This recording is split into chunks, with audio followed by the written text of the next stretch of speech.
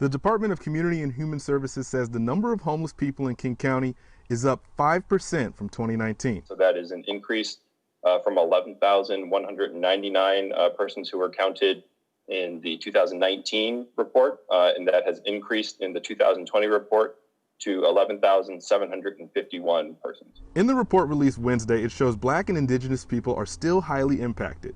Black people account for only 7% of the population in King County, but 25% of those who are homeless, while Indigenous people make up 1% of the population, but accounted for 15% homelessness in this year's count. DCHS Director Leo Flores says that is a result of structural racism. That racial disproportionality continues to show up in a really persistent and painful way, both really exhibiting shockingly high disproportionalities across multiple years of data. It's important to note that the point-in count happened at the end of January, before the coronavirus and before thousands of people filed for unemployment or lost their jobs. I asked Leo about any expectations they had on the impact of homelessness due to the coronavirus and possible surges in evictions.